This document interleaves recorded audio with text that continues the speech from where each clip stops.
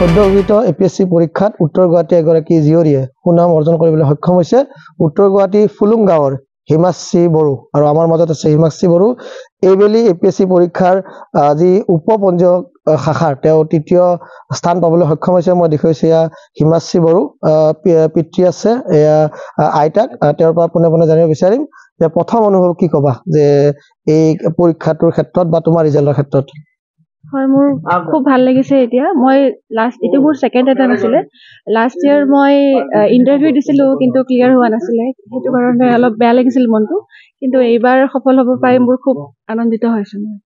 তুমি এই পঢ়াৰ ক্ষেত্ৰত যিধৰণে পৰীক্ষা হৈছে বা ৰিজাল্ট ওলাইছে, চৰকাৰখনক কি ক'বা? চৰকাৰখনক মই ধন্যবাদ জ্ঞাপন কৰিছোঁ, তেওঁলোকে পৰীক্ষাটো সুকলমে চলাই নিয়াৰ কাৰণে। নিশ্চয়কৈ তেওঁ দ্বিতীয়বাৰ পৰীক্ষা দিছিলে। মূলত পিতৃ আছে, পিতৃৰ পৰা জানিব বিচাৰিম যে ছোৱালী এনেধৰণৰ এটা যি সফল ৰিজাল্ট ওলাইছে কি ক'ব? যি ৰিজাল্ট ওলাইছে কি ক'ব ছোৱালীৰ ক্ষেত্ৰত? মোৰ নাজানো, ভাল লাগিছে হৈছে আৰু ভাল লাগিছে পঢ়া নাই।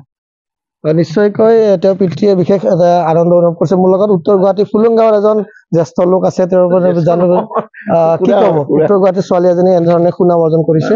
খুব ভাল। আমাৰ মানে এই অঞ্চলটোৰ কাৰণে, অকল উত্তৰ গুৱাহাটী অঞ্চলৰ মানে বুলি ক'লে মানে নহ'ব, গোটেই আমাৰ হেৰিখিনিৰ কাৰণে খুব ভাল হৈছে আৰু উদীয়মান মানে এটা প্ৰেৰণা পাব তাইক লৈ। এনে আমাৰ এতিয়া ধৰক গাঁৱত কিমান ল'ৰা ছোৱালী আছে, তাইৰ পৰা মানে শিকিব পাৰিব, অন্তত বহুতখিনি কথা শিকিবলগীয়া আছে। তাই খুব কষ্ট কৰি পঢ়িছিলে, ঘৰৰ মাক দেউতাকৰ খৰচৰ পৰা কথা অহা নাই, পঢ়া শুনা নিজে কৰিছিলে, নিজে কৰি টিউশ্যন কৰি নিজৰ ফিজ ওলাই কোচিঙো কৰিছে। স্কুলতো আজি এখন প্ৰাইভেট স্কুলত এতিয়া বৰ্তমান কৰিয়ে আছে, তাৰ পৰা সেই আৰ্জন কৰি কিনে তাই এনেকৈ ক্ষেত্ৰে হেৰি কৰিছে। খুব ভাল লাগিছে, খুব কষ্টৰ ফল মানে মুঠতে পাইছে আৰু সেইটোৱে আৰু কৃতজ্ঞতা মানে জনাবই লাগিব। তেওঁ মানে ছাকচেছ, খুব ভাল ছাকচেছ পাইছে তেওঁৰ ফালৰ পৰা। আৰু নিশ্চয়কৈ অতি কষ্টৰে এনেধৰণে হিমাশ্ৰীয়ে পঢ়ি আজি উপপঞ্জীয়ক শাখাৰ ৰিজাল্টত ভাল হৈছে, অসমৰ ভিতৰত তৃতীয় স্থান লাভ কৰিছে।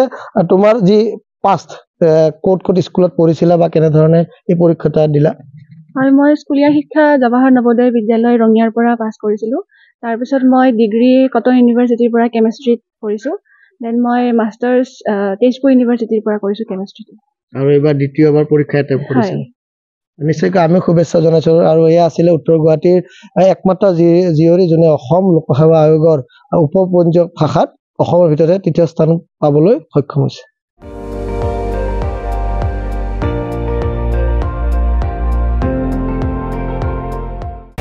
আপুনি চাই আছে ND24, সৰ্বশ্ৰেষ্ঠ নহয় সৰ্বোত্তমৰ দৌৰ।